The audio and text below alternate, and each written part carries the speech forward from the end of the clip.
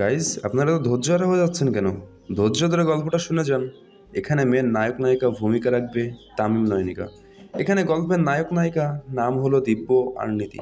গল্পটা অনেক বড় গল্প, ছোট কোনো গল্প নয়।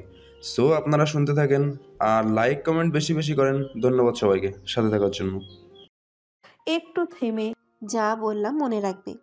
নেক্সটে যেন তোমার আর দিব্যকে একসাথে আমি না দেখি। আর মা ডাকছে মায়ের রুমে, তাড়াতাড়ি যাও। তনুজা কলের পুতুলের মতন দাঁড়িয়ে ছিল। ঠিক পুতুলের মতোই ঘাটটা নাড়িয়ে মিহির স্বরে বলে। ঠিক আছে। নূরজাহানের বড় আলিশান রুমের ঠিক মাঝখানে গুটিসুটি হয়ে দাঁড়িয়ে আছে তনুজা। নূরজাহান রুমের এক কোণে থাকা পুরনো আমলের সিন্দুকের ভেতর থেকে একটা গয়নার বাক্স বের করে আনলেন। সেটা হাতে নিয়ে বিছানায় আয়েশ করে বসলেন নূরজাহান। তনুজার দিকে তাকিয়ে বললেন। এই মেয়ে, এদিকে আসো। তনুজা গুটি গুটি পা ফেলে এগোই। নূরজাহান ইশারা করে বললেন, বসো এখানে। তনুজা রোবটের মতন বিছানার একপাশে সন্তর্পণে বসে। নূরজাহান গয়নার বাক্সটা তনুজার হাতে দিয়ে বললেন, আজ থেকে এই গহনাগুলো তোমার। এর ভেতরে একটা সীতাহার, একজোড়া ঝুমকো আর দুটো রুলি আছে। এসব পুরনো দিনের স্বর্ণের তৈরি, একদম খাঁটি, একটুও খাদ নেই। এগুলো আমার ছিল, আমার ইভানের বউয়ের জন্য তুলে রেখেছিলাম। তনুজা অনুভূতি শূন্য হয়ে আছে। তার মধ্যে কোনো ফিলিংস আসছে না। সে যেন এক জড় পদার্থ। বাক্সটা হাতে ধরে সে নিশ্চুপ আছে। সোনা দানা এসবও তার মনে এক টুকরো প্রশান্তি আনতে পারছে না। নূরজাহান পা দুটো ছাড়িয়ে বেডের হেডের সাথে হেলান দিয়ে বসে। দীর্ঘশ্বাস ফেলে বলেন, শোন মেয়ে, ইভান আমার বংশের প্রথম প্রদীপ। আমার বড় ছেলের একমাত্র সন্তান হলো আমার বড় দাদু ভাই। তাই ইভান দাদু ভাই আমার অনেক আদরের। আমার দাদুভাইকে ভালো রাখা, সুখে রাখা তোমার দায়িত্ব। আমি আর কদিনই বাঁচব। বাবা মা হারা এতিম ছেলেটাকে সুখে রেখো, কখনো কষ্ট দিও না। শেষের কথাগুলো বলতে বলতে কঠিন হৃদয়ের নূরজাহানের গলাটা কেমন ভারী হয়ে আসলো। থামলেন একটু। তনুজা চোখ তুলে নিরেট চাউনিতে দিদুনের দিকে তাকালো। কঠিন শক্ত মনের নূরজাহানের ভিতরেও যে একটা নরম মন আছে, সেই রূপের সাথে তনুজার আজকেই প্রথম পরিচয় হয়। তনুজা ফ্যাল ফ্যাল করে চেয়ে রইল। বড় বড় শ্বাস ফেলে নূরজাহান ফের বললেন, আমি ইভানের বউ, তাই তার অতীত সম্পর্কে তোমার জানাটা জরুরি। আর সব কিছু জেনেই একজন উত্তম জীবনসঙ্গী হয়ে তোমার স্বামীর সাথে আমৃত্যু পর্যন্ত থাকবে। অতীত শব্দটা মস্তিষ্কে ক্যাচ করতেই তনুজার মধ্যে জানার জন্য একটা অদৃশ্য মনোযোগ নূরজাহানের কথা শ্রবণে দেয়। নূরজাহান বলতে থাকে, ইভানের বয়স যখন 7, সেই সময়ই তার চোখের সামনে তার মায়ের অ্যাক্সিডেন্ট হয়।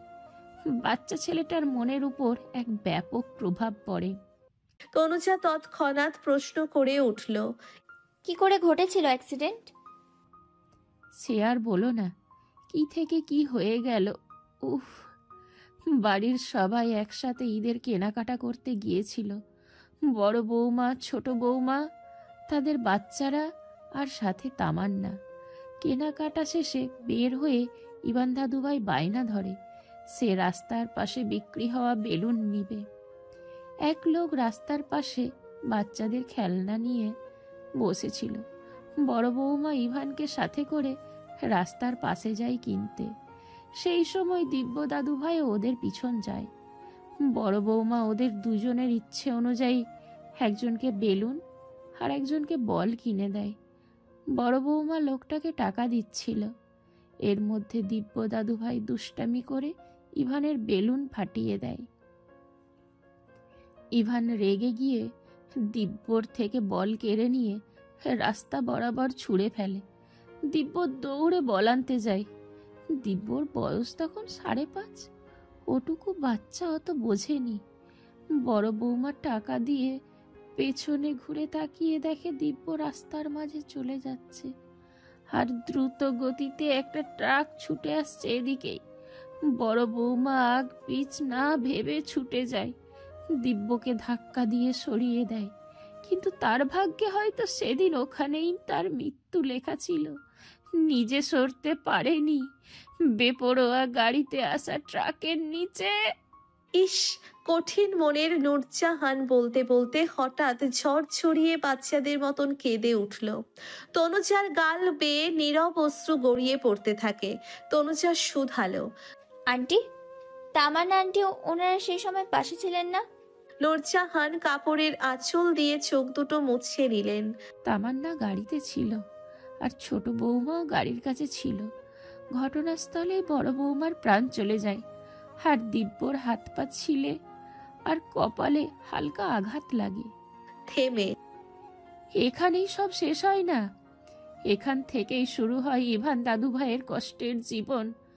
বছর খানেক পরেই ইভানের বাবাকে আমিই জোর করে বিয়ে দিই। ছেলে মানুষ এভাবে একলা কিভাবে থাকবে? তারপর বাচ্চা ছেলেটার দেখাশোনার জন্য বিয়ে দেই। ইস্তিয়াক নতুন বউ আর ইভানকে নিয়ে চট্টগ্রাম থাকতো ব্যবসার জন্য। পর কখনো আপন হয় না, কথাটা যথার্থ সত্যিই হয়। হয়নি ইভানের সৎ মা আপন, হয়নি। ইস্তিয়াক ব্যবসার কাজে ব্যস্ত থাকতো, এদিকে সৎ মা আদর স্নেহ করতো না, যত্ন নিত না, বরং অবহেলা অত্যাচার করত। মায়ের মৃত্যুর পর থেকে চঞ্চল ইভানের স্বভাব পাল্টে যায়। আগের মতো কারো সাথে মিশত না, খেলতো না, সব সময় একলা থাকতো। বছরে একবার চট্টগ্রামে গিয়ে ইভানকে দেখে আসতাম। আমার উপস্থিতিতে ইভানের সৎমা বুঝতে দিত না ইভানের ওপর করা অবহেলা অযত্ন। ইভানকে নিষ্প্রভ দেখে ভাবতাম মায়ের জন্য হয়তো এমন হয়েছে, সময় গেলে ঠিক হয়ে যাবে। কিন্তু আমার ধারণা ভুল ছিল। ছেলেটা আদর যত্ন পেলেই আগের মতো চঞ্চল হতো, স্বাভাবিক হয়ে যেত। বুঝলাম ঠিকই, কিন্তু অনেক দেরিতে, খুব বেশি দেরি হয়ে যায়। ইভান যখন ক্লাস 8-এ পড়ে সেই সময় ইস্তিয়াক স্ট্রোক করে, এক সাইড প্যারালাইজড হয়ে শয্যাশায়ী হয়ে যায়। তখন নতুন বউয়ের আসল রূপ জানতে পারি। আমার অসুস্থ ছেলেকে রেখে কমাস পরেই টাকা পয়সা গয়নাগাটি নিয়ে নতুন বউ পালিয়ে যায়। দিনের পর দিন ছোট্ট ছেলেটা তার বাবার উপর অযত্ন অবহেলা দেখেছে, সাথে নিজেও অত্যাচারিত হয়েছে। তারপর ইভান আর তার বাবাকে এখানে নিয়ে আসি।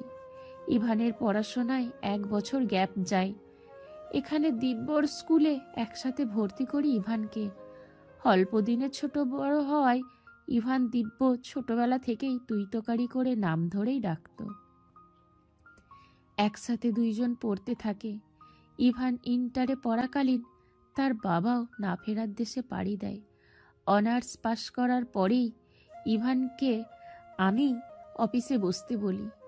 ইভান মাস্টার্স পড়তো আর চাচা চাচির সাথে অফিসে ব্যবসাও সামলাতো। চলছিল মোটামুটি সব কিছু। এর মধ্যে কিছুদিন পরেই ইভানের বিয়ের কথা বলতেই ইভানের নিজস্ব পছন্দ আছে তা জানায়। যদিও আমি প্রেম প্রীতি এসব সম্পর্ক পছন্দ করি না। ইভান দাদুভাই এতিম ছিল বিধায় আমি এক বাক্যে রাজি হয়েছিলাম। দাদুভাইয়ের বাগদান হলো, বিয়ের দিন আসলো। জানি না কি হলো, বিয়ের দিন কোণে পালালো। পার্লার থেকে কোণে কমিউনিটি সেন্টারে আর ফেরেনি। কি একটা চিরকুটে লিখে সে মাইয়া উধাও হয়ে গেল। এরপর থেকে ইভান একদম পাল্টে যেতে থাকে। নূরজাহান হতাশার নিঃশ্বাস ফেলল। হতচ্ছাড়ি ওই মাইয়ার জন্য আমার 2 দাদু ভাইয়ের সম্পর্ক খারাপ হয়। ইভান দাদু ভাই দিব্য দাদু ভাইরে দোষ দেয়। ওই মাইয়ারে পালাতে দিব্য সাহায্য করেছে। কিন্তু কথা হলো, ওই মাইয়া কি ছোট খুকি? অত বড় মাইয়ারে কেউ ফুসলানো লাগে? সব দোষ ওই হতচ্ছাড়ির। সামনে পেলে শিলপাটাই ফেলে পিসতাম। অসভ্য মেয়ে মানুষ কোথাকার। তুই যদি বিয়ে নাই করবি, তার জন্য তোর বিয়ের দিন আসা পর্যন্ত লাগে? আগেই তো বলতে পারতিস বিয়ে করবি না, আর আগে রং ঢং করছিস কেন? এতক্ষণের বেদনার্ত নীল মুখটা মুহূর্তেই রাগে লাল হয়ে আসে নূরজাহানের। যেভাবে বলছে মনে হচ্ছে সামনে থাকলে কাঁচাই চিবিয়ে খেয়ে ফেলতো, যাতে করে একটু হলেও রাগ মিটতো। তনুজার অবচেতন মন আওড়ায়। তার মানে লোকটা এই জন্য মেয়েদের ঘৃণা করে? সৎ মায়ের অত্যাচার, সৎ মা বাবাকে অসুস্থ রেখে পালিয়ে যাওয়া, আবার ওনার ভালোবাসার মানুষটিও হঠাৎ বিয়ের দিন পালিয়েছে। তবে কি এটাই সত্যি উনি আমাকে দয়া দেখিয়ে বিয়ে করেছে? তাহলে ওনারা আমার সাথে ঘটে যাওয়া এই বাজে ঘটনার পিছনে কার হাত আছে? কে সে? আর তার উদ্দেশ্যই বা কি ছিল? আমাকে এসব প্রশ্ন উত্তর জানতেই হবে। তনুজার ভাবনা ভাঙে নূরজাহানের কর্কশ গলার আওয়াজ শুনে। এই মেয়ে, এই, এতক্ষণ তোমার কাছে এসব বলার মানে নিশ্চয়ই তুমি বুঝতে পেরেছো। ইভান দাদু ভাইয়ের সকল কষ্ট ধুয়ে মুছে সাফ করে দেওয়ার দায়িত্ব তোমার। মেয়ে মানুষ চাইলে সব পারে। ইভান কি ছাইপাস খায়? এই জন্য ডাক্তার দেখিয়েছি, কাউন্সিলিং করা হয়েছে, তবুও ওসব না গিলে থাকতে পারে না। ডাক্তার বলেছেন অতিরিক্ত মদ এভাবে খেতে থাকলে শরীরের জন্য ক্ষতি হবে, বড় সড় ব্যাধি বাঁধতে পারে। এখন তোমার কাজ স্বামীর দেখভাল করা, ওসব ছাইপাস ছাড়ানো। আমি বুদ্ধি দেই, তাড়াতাড়ি বাচ্চা নাও। বাচ্চা নিলে সংসারের প্রতি টান মহব্বত হবে, তখন এই সুন্দর পৃথিবীতে আরও দীর্ঘদিন বাঁচতে ইচ্ছে হবে, নিজের প্রতি যত্নবান হবে। আর তুমিও বাচ্চার কথা টথা বলে কয়ে ওসব ছাড়তে বলবে, বুঝেছ? তনুজার চোখ দুটো বড় বড় হয়ে যায়। ভাসা ভাসা চোখ দুটোই কালো মনি স্থির হয়ে তাকিয়ে আছে বোকার মতো। তনুজা হ্যাঁ বা না কিছুই বলে না। তনুজা থ মেরে নির্বাক থাকে। তনুজা রুমে যায়, মুখটা তার মলিন হয়ে আছে। জীবন তাকে কোথায় এনে দাঁড় করালো, সে ভাবতে পারছে না এখন কি করবে। তনুজা হাতের বাক্সটা রাখলো। ওয়াশরুম থেকে পানির শব্দ আসছে। তনুজা দাঁড়িয়ে কিছুক্ষণ জীবনের মোড় কোথায় তাকে আনলো সেসব ভাবাই মগ্ন হয়। তার মধ্যেই ওয়াশরুমের দরজা খোলার শব্দ হয়। শব্দ শুনে ভাবনা থেকে বেরিয়ে তনুজার সামনে তাকায়। ইভানের পরনে সাদা টাওয়াল হাঁটু অবধি, বুকের লোমগুলো ভিজে লেপ্টে আছে, কপালের উপর থাকা চুলগুলো থেকে টপ টপ পানি ঝরছে। ইভানের শ্যামবর্ণ মুখটা সদ্য গোসল নেওয়াই স্নিগ্ধ লাগছে। ইভান সামনে তাকাতেই দুজনের চোখাচোখি হয়। ইভানের চোখে চোখ পড়তেই তনুজা দৃষ্টি নামিয়ে নেয়। তনুজার হঠাৎ অস্বস্তি ঠেকছে। ইভানোর মতো সোজা কেবিনেটের সামনে এসে দাঁড়ায়, তারপর পোশাক বের করে বিছানায় রাখে। তনুজা ব্যালকনিতে যাবে বলে তড়িঘড়ি করে পা বাড়ায়। হঠাৎ ফ্লোরে থাকা কার্পেটে পা বেছে ওষ্ঠা খায় তনুজা। আর এদিকে ইভান শার্ট প্যান্ট বিছানায় রেখে আয়নার সামনে দাঁড়াবে বলে এগোচ্ছিল, এমন সময় তনুজা ওষ্ঠা খেয়ে তার গায়ের উপর পড়ে। আচমকা পড়ায় ইভান ব্যালেন্স রাখতে না পেরে তনুজার কোমর এক হাতে ধরে দুজনেই ফ্লোরে ধপাস পড়ে যায়। তনুজার কোমর এক হাতে ধরে আছে ইভান। উন্মুক্ত কোমরে ঠান্ডা হাতের স্পর্শ অনুভব হতেই তনুজার গা শিরশির করে ওঠে। কেমন একটা অদ্ভুত শিরশিরানি বয়ে যায়। তনুজার পেলব শরীর মৃদু কেঁপে ওঠে। ইভানের উন্মুক্ত বুকের উপর পড়ে আছে তনুজা। তনুজার নিঃশ্বাস ভারী হয়ে আসলো। রীতিমতো তনুজার বুক কাঁপছে। ইভান তার গায়ের উপরে থাকা তনুজার ভীতু ফেস আর মায়াভরা চোখের দিকে কপাল কুঁচকে তাকিয়ে রয়। তনুজা জিভ দিয়ে নিচের ঠোঁট ভিজিয়ে নিয়ে মিহি স্বরে আওড়ায়, হাতটা সরান। ইভানের হুঁশ হয়। তড়িৎ সে তনুজার কোমর থেকে হাতটা সরিয়ে নেয়। তনুজা দ্রুত উঠে দাঁড়ায়। ইভান নিজেও অপ্রস্তুত হয়। পরপর ইভান উঠে দাঁড়িয়ে অপ্রস্তুত কণ্ঠেই শুধায়, ঠিক আছো তুমি? কোথাও লাগেনি তো? তনুজা উল্টো দিকে ঘুরে দাঁড়িয়ে আছে। পায়ের নখ দিয়ে ফ্লোর খুঁটছে সে। তনুজা মিনমিনে স্বরে জবাবে বলে, ঠিক আছে, আমি লাগেনি। ইভান নিজেই নিজের করা প্রশ্নে বিস্মিত হয়। বাবা, সে যেচে কোনো মেয়ের খোঁজ নিচ্ছে, তার আঘাত লেগেছে কিনা জানতে চাইছে। আচমকা নিজের করা এহেন প্রশ্নে ইভান তাজ্জব বনে যায়। ঘড়ির কাঁটা সকাল 8:30টায় ঘর পেরিয়েছে। মির্জা বাড়ির ডাইনিংয়ে নাস্তা করতে বসেছে ইভান, নূরজাহান, তামান্না আর তার দশম শ্রেণীতে পড়ুয়া মেয়ের নৃত্য। শিরিন খাবার সার্ভ করছে। তনুজা একপাশে গুটিসুটি হয়ে দাঁড়িয়ে তাকে হেল্প করছে। নূরজাহান খাবার খাচ্ছেন আর মাঝে মধ্যে কথা বলছেন। এদিকে ইভানের মাঝে কোনো ভাব অন্তর নেই। সে ডানে বায়ে না তাকিয়ে ব্রেডে ছোট ছোট বাইট দিচ্ছে। শিরিনকে উদ্দেশ্য করে নূরজাহান জিজ্ঞাসা করলেন, ছোট বৌমা, ছোট খোকা দেশে কবে ফিরবে? আজ অনেক দিন তো হলো অফিসের কাজে বাইরে গিয়েছে। তার ফেরার সময় হয়নি এখনো? কাজ শেষ হয়নি? দিব্যর বাবা রাতে ফোনে বলল সামনের সপ্তাহে চলে আসবে, কাজ শেষের দিকে প্রায়। ও আচ্ছা, তা দেখে শুনে থাকতে বলো। বিদেশ বিভুঁইয়ে থাকলে খুব চিন্তা হয়, কি খাচ্ছে না খাচ্ছে। বাইরের খাবার ছেলেটা আমার ঠিক মতো খেয়ে পারে না, না খেয়ে খেয়ে একেবারে শুকিয়ে অর্ধেক হয়ে আসে। শিরিন প্রত্যুত্তরে মৃদু হাসে। নূরজাহান দীর্ঘশ্বাস ফেলে, আশেপাশে তাকিয়ে শুধালেন, দিব্য দাদুভাই কই? সে এখনো খেতে আসলো না যে? দিব্য আসছে, আমি একটু আগেই থেকে আসছি। দিব্য শাওয়ার নিচ্ছে, চলে আসবে এক্ষুনি। দিন দিন বাড়ির নিয়মকানুন সব উচ্ছন্নে যাচ্ছে, যে যার খুশি মতো মর্জি মতো চলছে। আমি বেঁচে থাকতেই এই অবস্থা, না জানি আমার না থাকাকালীন এই সংসারে কি হয়। হাই খোদা! খাবার খেতে বসেও চিরাচরিত স্বভাবসুলভ প্যাচাল ধরেছে নূরজাহান। তার রুলস সবাই একসাথে সময় মতো খাওয়া দাওয়া করা। এই রুলস সর্বপ্রথম ব্রেক করে ইভান। সে তো অনেক দিন বাড়িতে না থাকার মতো থাকতো, বাড়িতে পানিও ছুঁয়ে দেখতো না, বাইরে দিন রাত কাটতো তার। দিব্যর মুখোমুখি হতে হবে বলে এ বাড়ি মুখও তার হতে ইচ্ছে করতো না। তারপর দিদুনের অনুরোধে অনেক দিন ধরে বলার পর সে বাড়িতে ফেরে আর সকালের নাস্তা একসাথেই করে। তবে রাতে করে বাড়ি ফেরা ড্রিঙ্ক করা তার অভ্যেসে পরিণত হয়েছে। হাজার বলে কয়ে কাউন্সিলিং করেও এটা ছাড়ানো যাচ্ছে না। ইভান বাড়ির কারো সাথে খুব প্রয়োজন ছাড়া কথা বলে না, আর সবার কথাই হ্যাঁ হু ব্যাস এতটুকুই। দিব্যর সাথে দিনে একবারই তার দেখা হয়, সকালের নাস্তার টেবিলে। তবে দুজনের মধ্যে কথা হয় না, একজন টেবিলের এক প্রান্তে আর আরেকজন টেবিলের অপর প্রান্তে। দুইজন দুই মেরুতে বসে, দেখেও যেন দেখেনি এমন ভঙ্গিমায় থাকে ওরা দুজনে। ইভান হাত বাড়িয়ে টেবিলের মাঝ থেকে জুসের চকটা নিতে যাচ্ছিল, এমন সময় শিরিন বলে ওঠে, ইভান দাঁড়াও, তনুজা দিচ্ছে। এই তনুজা, ইভানকে জুস দাও। তনুজা কিছু পলক চুপ করে দাঁড়িয়ে থেকে ছোট্ট করে দীর্ঘশ্বাস ফেলল।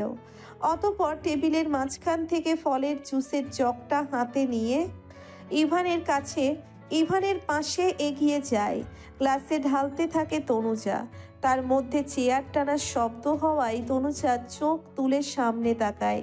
সুঠাম দেহে আটোসাটো কফি কালারের টি শার্ট আর নীল জিন্স পরনে, চুলগুলো ভেজা, মুখটা গম্ভীর, তবে বরাবরের মতোই খুব হ্যান্ডসাম লাগছে দিব্যকে।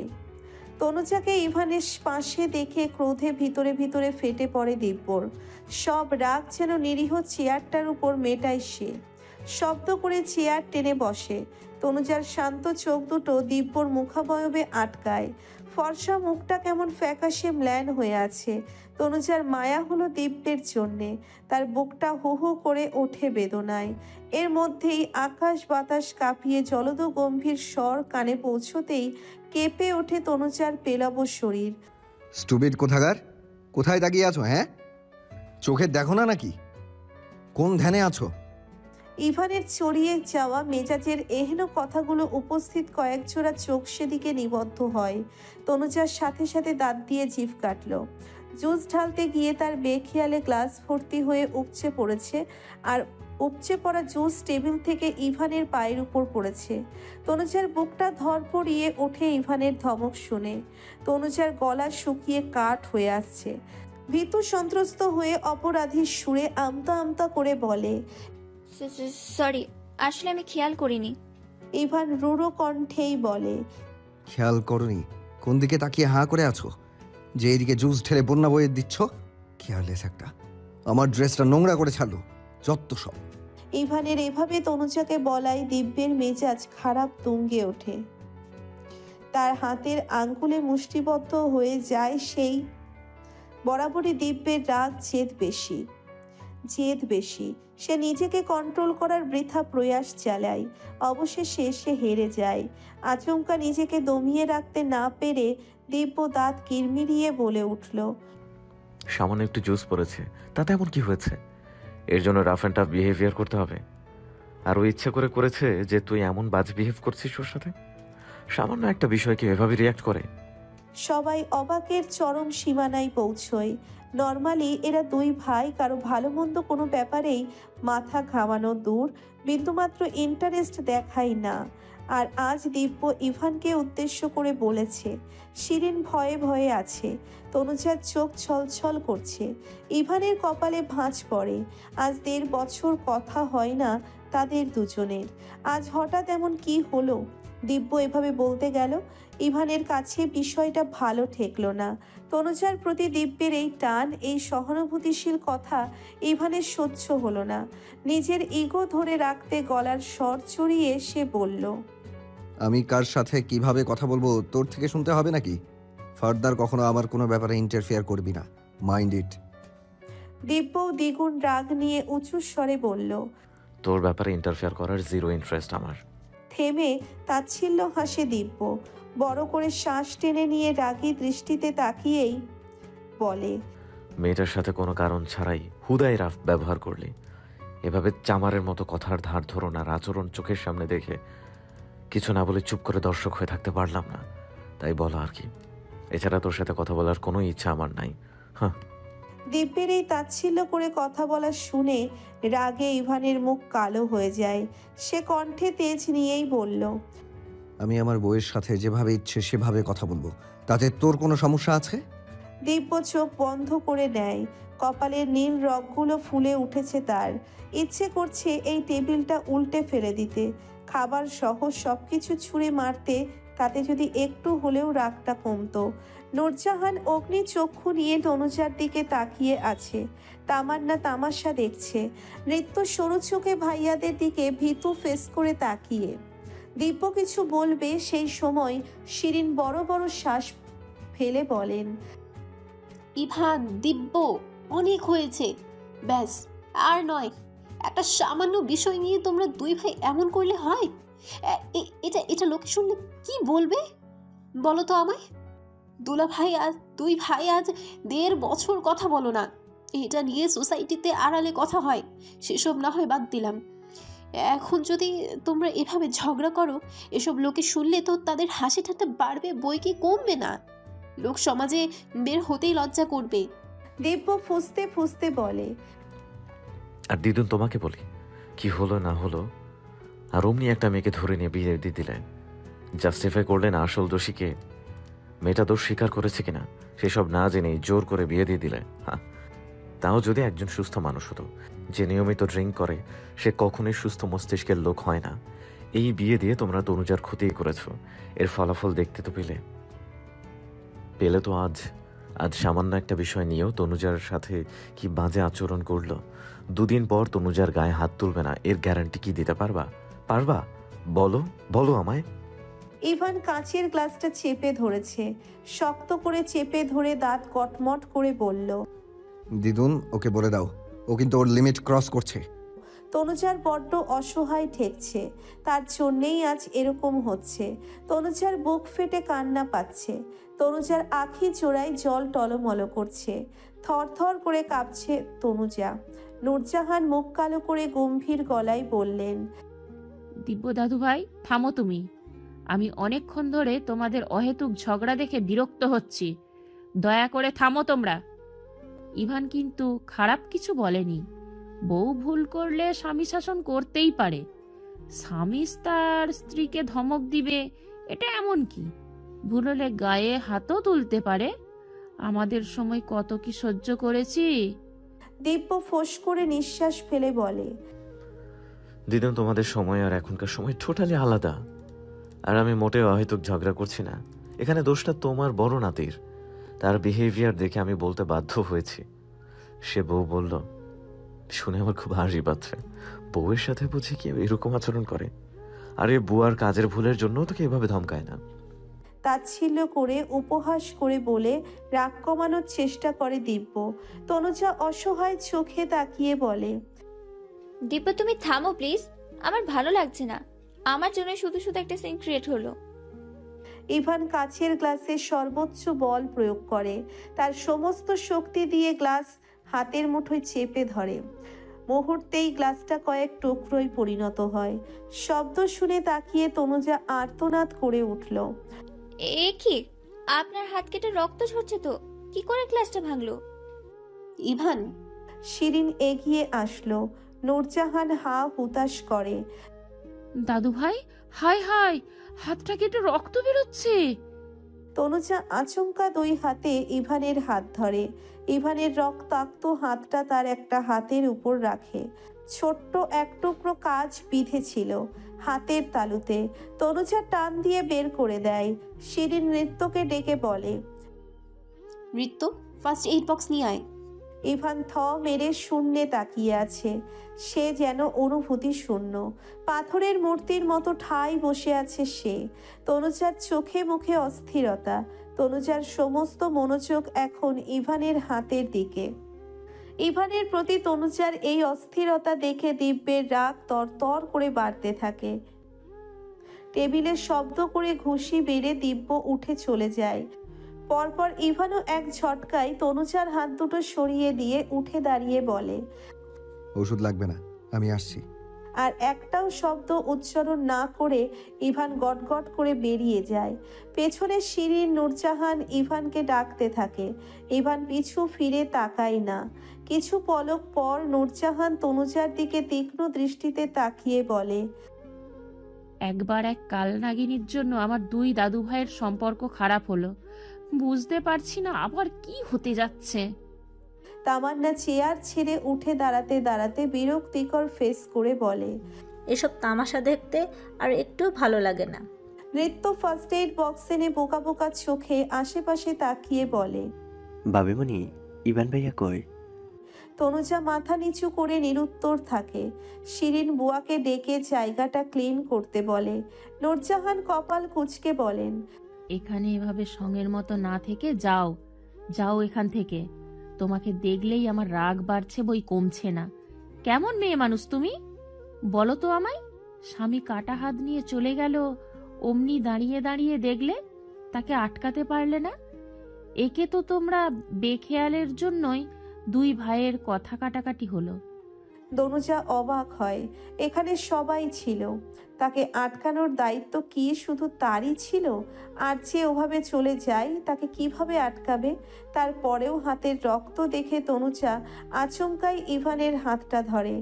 রক্ত দেখে তনুজার মাথা হ্যাং হয়ে আসছিল। লোকটা কে?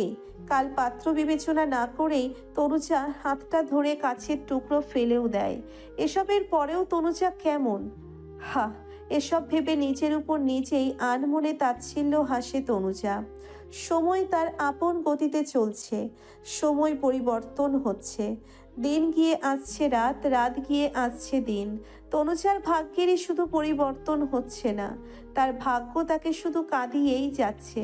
সেই ছোট্ট থেকে সে কাঁদছেই। মাঝখানে দাদির কাছে থাকাকালীন তার কান্নারা সাময়িক ছুটি নিয়েছিল বোধহয়। ভেতরে শূন্যতা, কষ্ট থাকলেও এতটা যন্ত্রণা ছিল না যতটা যন্ত্রণা আজ দুদিন পাচ্ছে সে। জীবন যেন তার জটিল থেকে জটিলতর হচ্ছে। ব্যালকনিতে দাঁড়িয়ে তনুজা, গাল বেয়ে অঝরে জল গড়িয়ে পড়ছে। দৃষ্টি তার দূর আকাশপানে জলজল করে জ্বলে থাকা তারকা রাজির দিকে। আকাশপানে তাকিয়ে সে মায়ের প্রতি অভিযোগ নিয়ে কত শত কথা বলে, ছুরি ছুরি প্রশ্ন পাঠায় সে। তবে তার প্রশ্নের আসে না। আকাশের দিকে তাকিয়ে তনুজার বুক চিরে দীর্ঘশ্বাস বেরোয়। গাল বেয়ে পড়া জলটুকু হাতের উল্টো পাশ দিয়ে মুছে নেয়। মনকে শক্ত করার প্রয়াস চালায় সে। তনুজা ধরে নেয় সামনের বাকি দিনগুলো এভাবেই যন্ত্রণার মধ্য দিয়েই তার কাটবে। তার জীবনে সুখের আশা করা মরীচিকার মতন। তনুজা নিজের সুখের আশাও করে না আর। তার বেশি খারাপ লাগছে তার জন্যেই এই বাড়িতে নতুন করে অশান্তি সৃষ্টি হলো। এরকম বোধ হয় রোজ রোজই হবে। এই ভয় আতঙ্কে তনুজার মরে যেতে ইচ্ছে করছে, তবে বিবেক বাধা দিচ্ছে। নিজেকে শেষ করে দেওয়া চরম বোকামি।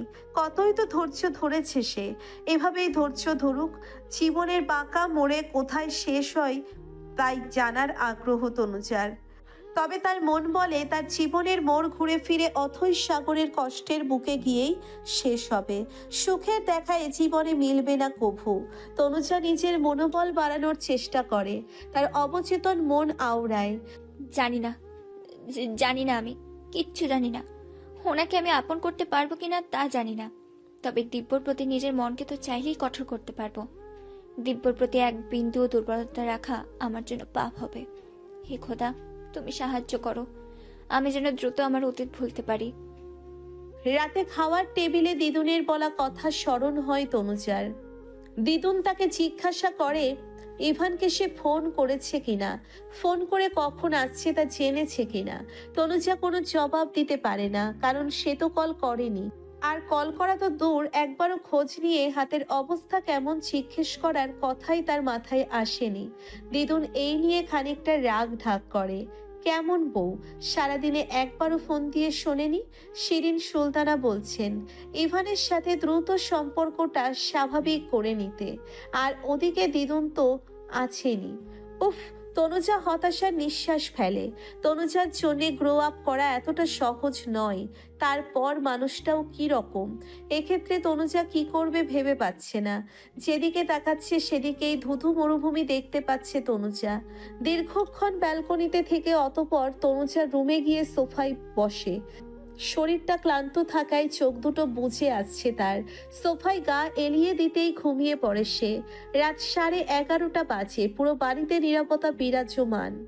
ইভানের কাছে চাবি থাকে, নিজেই দরজা খুলে ভিতরে আসে সে। প্রতিদিনের তুলনায় আজকে একটু আগেই ফিরেছে সে। আজকে মাত্র এক প্যাক হুইস্কি খেয়েছে সে।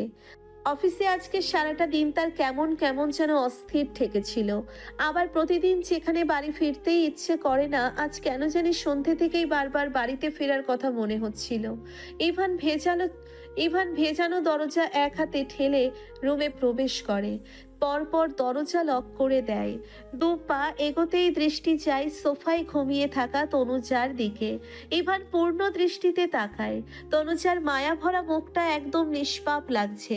শ্যামবর্ণ মুখটার চোখের কোণায় জল শুকিয়ে দাগ হয়ে আছে। মেয়েটা অনেক কেঁদেছে, এই দাগ তার সাক্ষী। হঠাৎ ইভানের খারাপ লাগলো। ইভান এক হাতে নিজের ফোন চেপে ধরে, জানে না সকালে হঠাৎ তার কি হয়েছিল। এখন মনে হচ্ছে সে একটু বেশি খারাপ আচরণ করে ফেলেছে। এটা ঠিক হয়নি। একটা অসহায় মেয়ের সাথে রূঢ় আচরণ করা তার মোটেই উচিত হয়নি। সকালে ইভান যখন লক্ষ্য করে গ্লাস ভরে জুস পড়ে যাচ্ছে, সেই সময় তনুজাকে বলতে যাচ্ছিল, এমন সময় ইভানের খেয়ালে আসে তনুজা দিব্যর দিকে তাকিয়ে আছে। কেন জানি এটা দেখে ইভানের মাথা বিগড়ে যায়। তৃষার কথা মনে হয় তনুজাও বোধ হয় সুদর্শন দিব্যতে আকর্ষিত হচ্ছে। ইভানের মনে হয় সবাই সমান। এই মেয়েও তৃষার মতো তার শ্যামবর্ণ গায়ের রঙকে কুৎসিত বলে ফর্সা হ্যান্ডসাম দিব্যকে চাইবে। এসব ভেবে তার কেমন নিজেকে এলোমেলো লাগে, আর সেই জন্যে তনুজার সাথে রূঢ় আচরণ করে ফেলে। তারপর দিব্যকে তনুজার হয়ে ওভাবে বলাই যেন আগুনে ঘি ঢেলে দেওয়ার মতন হয়। ইভানের রাগ আগুনের মতন দাউ দাউ করে বাড়তে থাকে। ইভান ওয়াশরুমে গিয়ে ফ্রেশ হয়ে আসে। পোশাক পাল্টে সবুজ টি শার্ট আর কালো ট্রাউজার গিয়ে গায়ে চড়ায়। চুলগুলো হাত দিয়ে ব্রাশ করে নিতে নিতে চোখ সোফায় যায়।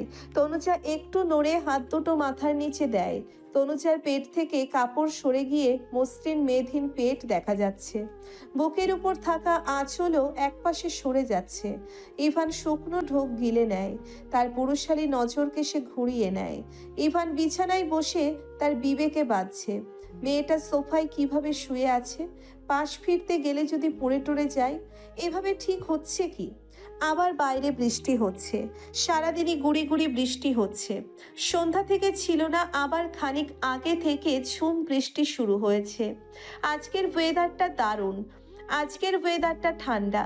তনুজার গুটিসুটি হয়ে শোয়ার কারণ ওর বোধহয় শীত লাগছে। ঠোঁট দুটোও থেকে থেকে কাঁপছে। অনেকক্ষণ দ্বিধা দ্বন্দ্বে থাকার পর ইভান তনুজার কাছে এগোয়। আচমকা তনুজার মুখের উপর থাকা চুলগুলো এক হাতে সরিয়ে দেয় ইভান। তারপর সকল দ্বিধাকে কাটিয়ে তনুজাকে কোলে তুলে নেয়। আলগোছে তনুজাকে বিছানায় শুইয়ে দেয়। পর লাইট নিভিয়ে ড্রিম লাইট চালিয়ে নিজেও একপাশে শুয়ে পড়ে। তনুজার শীত শীত অনুভব হচ্ছিল। তনুজা ঘুমের মধ্যে এগিয়ে আসে। ইভানের গায়ের সাথে গা লাগিয়ে জবথব হয়ে শোয়। মেয়েলির শরীর গায়ের সাথে লাগায় ইভানের শরীর শিহরিত হয়। ইভান দুই হাত দিয়ে তনুজাকে দূরে সরিয়ে দেয়।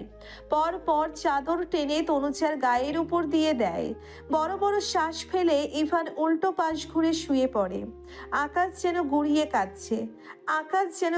কাঁদছে। আকাশের বুক চিরে কান্নারা বৃষ্টি হয়ে ধরণীতে নামছে। কাঁদছে দিব্যর বুকের ভিতরটা। শান্তি মিলছে না তার। ঘুম নেই চোখ দুটোতে। দিব্যর কষ্ট, রাগ, ক্ষোভ সব আজ মিলেমিশে একাকার হয়েছে। ব্যালকনিতে দাঁড়িয়ে একের পর এক সিগারেট শেষ করছে দিব্য। বেনশন সিগারেটের প্যাকেটটা আর কিছুক্ষণ গেলেই খালি হলো বলে মুখটা উঁচুতে তুলে ধোয়া ছেড়ে খানিকক্ষণ আকাশের দিকে নিষ্প্রভ চাহনিতে চেয়ে রয়। এরই মধ্যে মোবাইলে রিং হয়। পকেট হাতড়ে ফোন বের করে আননোন নম্বর দেখে কপাল কুঁচকে আসে দিব্যর। রিসিভ করে সে। হ্যালো, কে? ওপাশ থেকে কোনো শব্দ আসে না। দিব্য আবার বলে, হ্যালো, কে? শুনতে পাচ্ছেন? হ্যালো। তবুও কোনো সারা শব্দ পাওয়া যায় না। দিব্যর এবার রাগ হয়। দিব্য বকে কিছু বলবে, তার আগেই মেয়েলি ভয়েস আসে।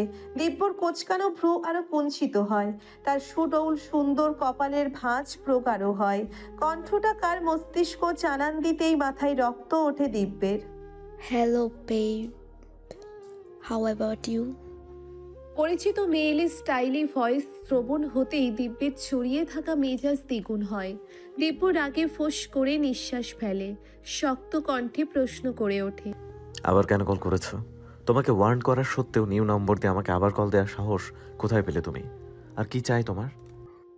তোমাকে চাই। পাতলা ওষ্ঠজোড়া নেড়ে বিড়বিড়িয়ে বলে তৃষা, যা ফোনের এপাশে থাকা দিব্যর কানে পৌঁছই না। তৃষা দিব্যের কথা আজ আর গায়ে মাখল না। তৃষা নড়ে চড়ে বসে, মুখে একটা পৈশাচিক হাসি ঝুলিয়ে শান্ত কণ্ঠে বলল, কুল কুল বেব, এত হাইপার হওয়া ঠিক নয়। উত্তেজিত হওয়া স্বাস্থ্যের জন্য ক্ষতিকর। আমি আবার তোমার ভালো মন্দ দিকে একটু বেশি নজর দিয়ে থাকি। তোমার ভালো চাই, তাই বলছি শুধু শুধু উত্তেজিত হয়ে প্রেশার বাড়িও না ডার্লিং। তৃষার ন্যাকামির কথা শুনে দিব্যের গা জ্বলে উঠল। দিব্য তেজি গলায় বলে, ন্যাকামি বন্ধ করো। আর তোমার মতো মেয়ে কারো ভালো চায়? আসলে ড্রামা বন্ধ করো। শেষের কথাটা দাঁতে দাঁত চেপে বলে দিব্য। তৃষা ডিভানে গা এলিয়ে দেয়। পরপর মাথার নিচে এক হাত রেখে অন্য হাতে ফোনটা কানে চেপে বলে, আচ্ছা, আমার কথা বাদ দাও। তা তোমার প্যারে ফেরিস্তার মতো ফেরিস্তা নূর তনুজার কি খবর? বন্ধুদের সাথে বাজি ধরে যাকে প্রেমের ফাঁদে ফেলতে গিয়ে নিজেই তার প্রেমে পড়ে হাবুডুবু খেতে থাকলে, তারপর সেই মেয়ের জন্য আমাকে ইগনোর করছো। ভালো, তার কথা কিছু বলো আমায়। আমিও খুব এক্সাইটেড তার ব্যাপারে শুনতে। দিব্য কিছু বলে না, নিরুত্তর থাকে।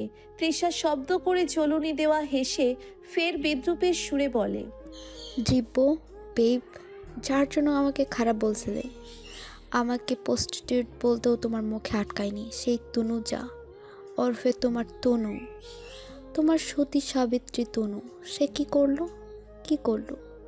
তার প্রেমিকের বাড়িতে থেকেই প্রেমিকের বড় ভাইয়ের সাথে ফষ্টি নষ্টি করলো। Just shut up, mind your language. মুখ সামলে কথা বলো। সামনে থাকলে তোকে আমি খুন করে ফেলতাম, একদম শেষ করে ফেলতাম তোকে। তনুজার সম্পর্কে একটাও বাজে কথা বলবি না। আর তোর কোনো যোগ্যতা নাই নিজেকে তনুজার সাথে কম্পেয়ার করার। আর তোর কি মনে হয় তোর আর লিওর ক্লোজ ছবিগুলো দেখার পরেও আমি তোর সাথে রিলেশন রাখবো? আরে তোর মতো বাজে মেয়ের দিকে ফিরে তাকানোর ইচ্ছা আর সময় কোনোটাই সাফওয়ান দিব্যর মির্জার নাই। আমার সবচেয়ে বড় ভুল ছিল তোকে হেল্প করার। আমার ভুল ছিল তোর কথাগুলো বিশ্বাস করায়। পরে বুঝলাম ইভান ঠিক ছিল। আরে তুই তো একটা নোংরা মেয়ে, তাই তো তোকে নিয়ে সন্দেহ হওয়া ইভানের অস্বাভাবিক ছিল না। আর তুই মিথ্যে বলে আমার কাছে সিম্প্যাথি নিতে আসলি, আমিও বোকার মতো তোর কথা বিশ্বাস করে নিলাম। বিয়ে ঠিক হওয়ার পর বললি ইভান তোকে পড়াশোনার জন্য বিদেশে যেতে দিবে না, তাই এই বিয়ে করা সম্ভব নয়। আর ইভান অনেক বেশি পজিটিভ। ইভানের এই পজিটিভনেস এক প্রকার তোর কাছে অত্যাচার ঠেকছে। তুই মানসিকভাবে ডিপ্রেসড হওয়ার নাটক করলি। উফ। এক নাগারে বলে বড় বড় শ্বাস ফেলে দিব্য। তৃষা নিজের সাফাই গাইতে বলে, যে তুমি বুঝতে কেন পারছো না? এখানকার কালচার এটা। সেদিন লিওর বার্থডে পার্টি ছিল। পার্টিতে সকলেই ড্রিঙ্ক করে থাকে, আমিও করেছিলাম, যা এখানকার নর্মাল বিষয়। এটা এমন কি? আর এই ছবিগুলো ড্রিঙ্ক অবস্থায় থাকাকালীন তোলা। দিব্য নিজের রাগটা কন্ট্রোল করার চেষ্টা করে, চোখ বন্ধ করে নেয়, দাঁত কিরমির করে বলে, তৃষা, অনেক হয়েছে, ব্যাস। অনেক কষ্টে আমার মুখের ভাষা সংযত রেখেছি, আর সম্ভব হচ্ছে না। প্লিজ কল কেটে দাও। তৃষা এবার রাগে আই ঢাই করতে থাকে। তৃষা বলে, তুনুজা তুনুজা যে এমন একটা জঘন্য কাজ করলো, আমার ওপর দেওয়া গালিটা সেই তুনুজা ডিজার্ভ করে। সেখানে এখনও তুনুজার প্রতি তোমার এত প্রেম আসে কি করে আমার মাথায় ধরে না। একজনের সাথে প্রেম করে আরেকজনের সাথে বিছানায় রাত কাটায় তুনুজা, তারপরেও বলবে তুনুজা আমার থেকে বেটার? সতী সাবিত্রী তোমার ভীতু বোকা প্রেমিকা তুনুজা। দিব্যের শরীর চলুনি দিয়ে উঠে তৃষার হাসি শুনে। দিব্য একটা কষিয়ে রাম ধমক দিয়ে বলে, stop stop. I am sure যা কিছু হয়েছে সব ইভান করেছে, ইভানের প্ল্যান করে করা সব। আমি তনুজাকে চিনি, খুব ভালো করেই চিনি। আমাদের 5 মাসের রিলেশন ছিল। এই 5 মাসে কখনো ওর হাত ধরার সাহসই পাইনি আমি। আর না তো তনুজা সুযোগ দিয়েছে। এর ও কমাস আগে থেকে তনুজাকে চিনি আমি। আমার থেকে বেশি ওকে কেউ চেনে না, তাই পুরো পৃথিবী তনুজাকে খারাপ বললেও আমার বিশ্বাস হবে না। একটু থেমে কপালে সূক্ষ্ম ভাঁজ ফেলে প্রশ্ন করে দিব্য, বাই দ্য ওয়ে, তুমি এত কিছু কি করে জানলে? মাত্র 2 দিনের মধ্যে আমার বাড়ির সকল খবরাখবর কে পৌঁছালো তোমার কাছে? তৃষা এবার অপ্রস্তুত হয়, সময় নিয়ে পরপর কিছু শব্দ গুছিয়ে নেয়। সে বলে, এই খবর কখনো বসে থাকি নাকি? তোমার আর তনুজার প্রেম কাহিনী যেভাবে শুনছিলাম সেভাবেই। মিথ্যা বলবো না, এত দ্রুত তোমার জানার কথা না। তৃষা ঢোক গিলে নেয়, আমতা আমতা করে বলে, আরে এসব খবর বাতাসের আগে ওড়ে, তুমি জানো না? দিব্য কিছু বলে না, কপালের ভাঁজ পিলিয়ে ঠোঁট কামড়ে নীরব থাকে দিব্য। তৃষা কিছু ভেবে কৌশলে শুধোয়, আরে জীব, তুমি বলেছ ইভানের প্ল্যান এসব। তো তোমার কি মনে হয় ইভান কোনো প্ল্যান করে সেটা? ইভান তোমাকে না পাওয়ার জন্য আমাকে দায়ী করে। আর হয়তো ও জেনেছিল আমি তনুজাকে ভালোবাসি, তাই হয়তো আমার থেকে তনুজাকে কেড়ে নিয়েছে নোংরা গেম খেলে। তৃষা ঠোঁট টিপে শব্দহীন হাসল, মনে মনে ছক কষে দিব্যকে ফের দাবার গুটি বানাতে চাইল। গলার আওয়াজ বেদনার্ত বানিয়ে বলল, সো স্যাড দিব্য। দিব্য, আমি তোমাকে কষ্টটা উপলব্ধি করতে পারছি। ইভান শুধু তনুজাকে আমার থেকে কেড়ে নিয়ে ক্ষান্ত হয়নি, ওর আরও পরিকল্পনা আছে। ও তোমাকে আরও কষ্ট দিতে চায়। ইভান চায় তুমি তাদের আর তনুজাকে একসাথে দেখে প্রতি মুহূর্তে জ্বলো, ছটফট করো, কষ্টে থাকো। দিব্য, দিব্য, তুমি ইভানকে সাকসেস হতে দিও না। তুমি ইভানকে দেখিয়ে দাও, উল্টো ইভানের জ্বলনি ছটফটানি হয়, তাই করো। কি করে? তৃষা মনে মনে খুশি হলো, যাক টোপটা কাজে আসছে বোধহয়। আমাকে বিয়ে করে। মানে? আগে আমার কথাটা ঠান্ডা মস্তিষ্কে ভাবো। তুমি যদি আমাকে বিয়ে করে নাও, ওখানে নিয়ে যাও, তাহলে ইভান তোমার পাশে আমাকে দেখে রাগে ফুঁসতে থাকবে। আর এটাই প্রুফ হবে তুমি মোটেও তনুজাকে হারিয়ে শোকে কাতর হওনি। তনুজা তোমার বাজি ধরার প্রেমেই ছিল, আর তোমার জন্য তো আমিই ছিলাম। তোমাকে আর আমাকে দেখলে ইভান লুচির মতো ফুলবে। গো বেচারা ইভান, সে আর তোমার কষ্টে পৈশাচিক আনন্দ নিতে পারবে না, উল্টো নিজের কষ্ট বাড়বে। অসম্ভব। তোমার কথা শুনে একবার জীবনে চরম বড় ভুল করে ফেলেছি। সেই ভুলের মাসুল গুনতে হচ্ছে আমাকে। তনুজাকে হারিয়ে প্রকৃতির বিচার কথাটা মিথ্যা না, আমি হারে হারে সেটা টের পাচ্ছি। আর ইভানের থেকে প্রতিশোধ নিতে আমি একাই যথেষ্ট। তার জন্য জেনে শুনে তোমাকে নিজের গলায় কাঁটা হিসেবে আমি নিতে চাই না। না পারবো গিলতে, আর না তো উগরাতে। আর আমি তনুজার সামনে প্রমাণ দেব ইভান ইচ্ছে করে ফাঁদে ফেলে তাকে বিয়ে করেছে। সবার সামনে ইভানের ভালো মানুষের মুখোশ খুলব। আমার মনে হয় তনুজা প্রমাণ পাওয়ার পর ইভানকে ডিভোর্স দিতে রাজি হবে। আমি বললাম, তুমি ঠান্ডা মস্তিষ্কে ভাবো, এদিকে প্রমাণ জোগাড় করতে থাকো। জলদি প্রমাণ না পাওয়া ইভানকে শাস্তি দেওয়ার জন্য সেকেন্ড অপারেশন হিসেবে আমাকে নিতে পারো। আচ্ছা দিব্য, তুমি ভাবতে থাকো। আর আমি খুব দ্রুত দেশে ফিরছি। দেশে ফিরে ফেস টু ফেস কথা বলবো। এই কয়েকদিনে তুমি ভেবে সিদ্ধান্ত নাও, ইভানকে সাকসেস হতে দিবে নাকি উল্টে ওকে ঘোল খাওয়াবে। দিব্য আর কিছু না শুনে কল কেটে দেয়। তৃষা ভাবতে থাকে, নির্বোধ দিব্য ঠিক রাজি হবে। তনুজাকে হারানোর শোকে হিতাহিত জ্ঞান হারিয়ে দিব্য খ্যাপাটে হবে। সে ইভানকে কষ্টে দেখতে চাইবেই, আর তৃষার টোপ গিলবে। আর টোপ গিললেই তৃষার আকাঙ্ক্ষা চাওয়া পাওয়া পূরণ হবে। এই ভেবে তৃষার চোখ দুটো জল করতে থাকে। ফজরের আজানের সুমধুর ধ্বনি ভেসে আসছে চারিদিক থেকে। তনুজার ঘুম হালকা হয় এবার। তনুজা নিভু নিভু চোখে তাকানোর চেষ্টা করে, চোখ মেলে নিজেকে বিছানায় আবিষ্কার করে। গায়ে চাদর জড়ানো দেখে অবাক হয়। তনুজার স্পষ্ট মনে আছে ও তো সোফায় শুয়েছিল, তাহলে এখানে এলো কি করে? মাথাটা ঘুরিয়ে খানিকটা দূরত্বে ইভানকে ঘুমিয়ে থাকতে দেখতে পায়। তনুজার অস্বস্তি হতে থাকে, ওর অবচেতন মন আওড়ায়। তাহলে কি উনি? এতটুকু ভাবতেই তনুজার অস্বস্তি হুড়হুড় করে বাতাসের বেগে বাড়ে। তবে তনুজা বেশ বিস্মিতও হয়।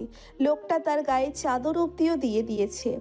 মানুষটা বাইরে যতটা কঠোর স্বভাব দেখায় ততটাও কঠোর নয় মনটা।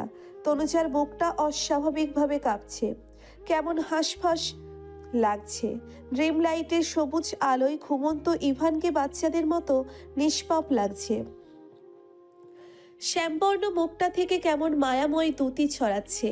তনুজা দুরু দুরু কাঁপতে থাকা বুক নিয়ে নির্নিমেষ চাউনিতে চেয়ে থাকলো ওই মুখটাতে।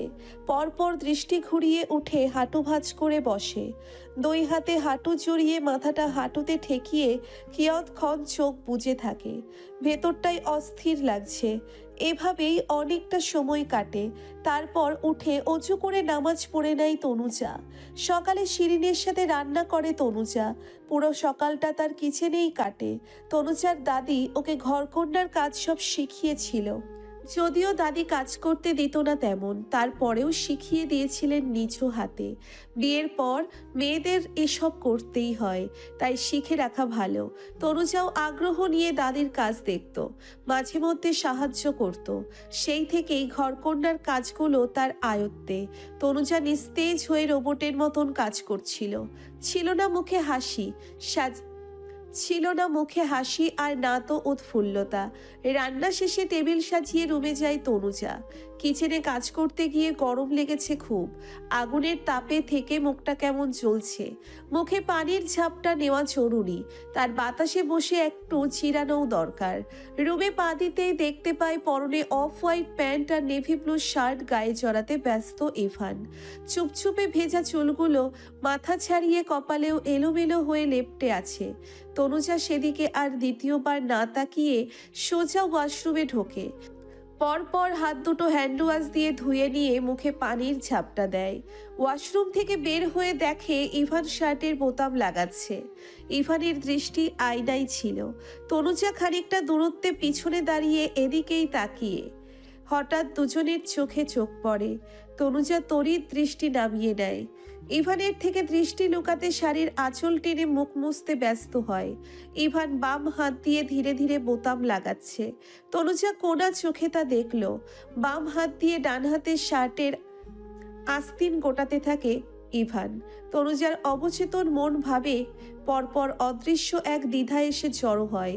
তনুজা দ্বিধা আর দ্বন্দ্বের মধ্যে নিজেকে জড়িয়ে ফেলে। শোনা আর হয়ে ওঠে না। ডান হাতের শার্টের আস্তিন গোটানো হয়। বাম হাতের আস্তিন গোটাতে গিয়েই সমস্যায় পড়ে ইভান। তনুজা কোনা চোখে ইভানকে লক্ষ্য করছিল। ইভান ডান হাতের সাহায্যে বাম হাতের আস্তিন গোটাতে গিয়ে বারবার কপাল কুঁচকে নিচ্ছে। হাতের তালুতে কাটায় টান লাগতেই ব্যথায় কপাল কুঁচকে যাচ্ছে ইভানের। তনুজা চোখ তুলে তাকিয়ে বিষয়টা দেখে। ইভান শার্টের আস্তিন গোটাতে গিয়ে বারবার থেমে যাচ্ছে। তনুজার হঠাৎ কি হলো, ওর ভিতরের কোমল সত্তা ওকে বারবার উস্কাতে থাকে ইভানকে হেল্প করার জন্য। আর ও স্মরণ হতে থাকে লোকটা তার কেয়ার নিয়েছে। এই মুহূর্তে তাকে সাহায্য করা জরুরি। আচমকা তনুজা ইভানের সামনে গিয়ে দাঁড়ায়। ইভানের দিকে পলক তুলে তাকায়। একদম মিহি স্বরে বলে, আপনার হাতে বোধহয় লাগছে, আমার কাছে দিন, আমি করে দিচ্ছি। ইভান পূর্ণ চাউনিতে তনুজার দিকে তাকালো। কেন জানি না করতে পারল না।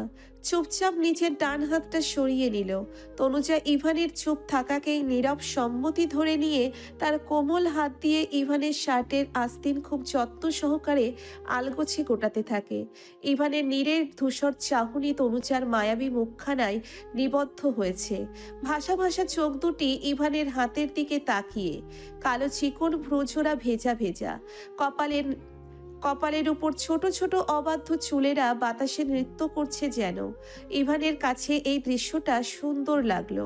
সে চেয়ে চেয়ে দেখতে থাকলো।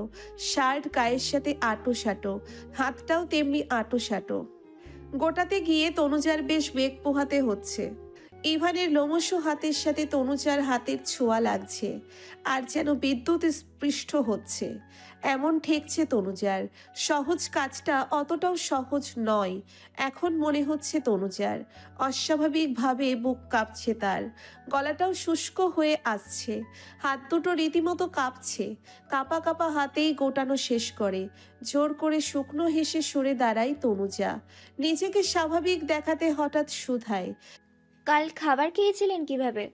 না মানে হাত জ্বলেনি? ইহান আর চোখে তনুজাকে আর এক পলক দেখে চিরুনি বাম হাতে নিয়ে চুলগুলো পরিপাটি করতে করতে জবাবে বলে, স্পুন দিয়ে। তনুজা ছোট করে ও বলে আর বাক্য ব্যয় করে না। তার মনে হলো সে বোধহয় অহেতুক বোকা একটা কথা বলে ফেলেছে। নাস্তা করতে বসেছে সবাই। নূরজাহান শিরিনকে উদ্দেশ্য করে বললেন, দিব্য কই, খেতে আসলো না যে? থাক মা, আসেনি যখন পরে এসে খেয়ে নিবে। চোখে চোখে আরো কিছু কথা হয় শাশুড়ি বউয়ের। নূরজাহান আজ আর কথা বাড়ালেন না। থাকবে, কালকে টেবিলে দুই ভাইয়ের ঝগড়া হলো, এখন সামনাসামনি না হওয়াই ভালো। শেষে রাগঢাক করে একজনও খাবারই খাবে না হয়তো। শিরিন তনুজাকে ডেকে বলেন, তনুজা, তুমিও বসে পড়ো, অনেক হয়েছে। সমস্যা নেই আন্টি, আমি পরে বসবো। তনুজা নিচু স্বরে জবাব দেয়। শিরিন অমায়িক হেসে বললেন, পরে কেন, বসো তো। নূরজাহান ভ্রুকুটি করে বিরস স্বরে বলল, এতবার বলেছে, সেখানে এত ঢং কিসের বুঝি না বাপু।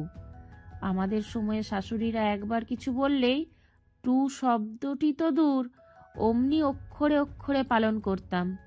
তনুজা আর কথা না বাড়িয়ে চেয়ার টেনে বসে পড়ে। নৃত্য নানু আপুর দিকে সরু চোখে চেয়ে বিড়বিড় করে, নানুপুর তো কথা একটাই, আমাদের সময় আমাদের সময়, এই আমাদের সময় বলে জিকির তোলে। আমার ভীষণ দেখার শখ, নানুপু যেভাবে বলে সেভাবে সব করেছে কিনা। ইস, যদি একবার টাইম মেশিন করে দেখতে যেতে পারতাম তাহলে খুব ভালো হতো। নূরজাহান খাবার খেতে খেতেই বলল, বুয়া একটু আগে আমার কাছে এসেছিল, আজ দুপুরে সে নাকি আসতে পারবে না। ছোট বৌমা তো একটু পরেই অফিসে যাবে। এই যে নাথ বউ, তোমারে বলছি, কি রান্না করা লাগবে সব শাশুড়ির থেকে শুনে নিও, নিজে সবটা রান্না করবে, বুঝেছ? তনুজা কলের পুতুলের মতন ঘাটটা কাত করে হ্যাঁসূচক উত্তর দেয়। নৃত্যের হঠাৎ কিছু মনে হতেই বিস্ময় নিয়ে বলে, আমি তো একটা কথা বলতেই ভুলে গিয়েছি। কালকে কোচিং থেকে ফিরতে বুয়াকে দেখলাম। তামান্না মেয়েকে ধমক দিয়ে থামিয়ে দেয়, কর্কশ গলায় বলল, স্কুলের টাইম হয়ে যাচ্ছে, তাড়াতাড়ি খাও। খাওয়ার সময় তোমার কথা বলতে হবে। রোজ রোজ তুমি কোনো না কোনো কারণে লেট করে ক্লাসে ঢোকো, আর স্কুল থেকে এই নিয়ে আমার কাছে কমপ্লেইন আসে। মায়ের বকুনিতে নৃত্যের মুখটা ছোট্ট হয়ে এইটুকুন হয়ে যায়। সে আর কথা না বলে চুপটি মেরে যায়। তামান্না খাবার চিবুতে চিবুতে বলে, আজ নীতি আসবে, নীতির জন্য কী কী রান্না করা লাগবে আমি বলে দেব। নীতির খাবারের ঝাল একদম কম দেবে। তনুজাকে উদ্দেশ্য করে বলে তামান্না। তনুজা বরাবরের মতোই নিশ্চুপ থাকে। নৃত্য এক্সাইটেড হয়ে বলে, ওয়াও, আপু আসবে, দারুণ মজা হবে। দরজার পাশে থাকা সুতাক থেকে কালো জুতা জোড়া নামিয়ে পায়ে দিতে থাকে ইভান। উবু হয়ে এক হাতের সাহায্যে জুতোটা পায়ে গলিয়ে নিতে থাকে। এমন সময় পান চিবুতে চিবুতে নূরজাহান হাঁক ছেড়ে ডাকলেন, দাদু ভাই আজ বিকেলের দিকে চলে এসো, নাত বউকে নিয়ে কেনাকাটা করতে যাবে। এখনো তো তার তেমন কিছু কেনাকাটা করা হয়নি, তাই তাকে নিয়ে আজ মার্কেটে যাবে। তনুজা টেবিল থেকে এটো প্লেট সরিয়ে কিচেনে যাচ্ছিল। এমন সময় কথাটা তার কানে আসে। ইভান পরপর করে বলে ওঠে, আমার কাজ আছে, আমি যেতে পারবো না। ও মা, তা বললে হয়?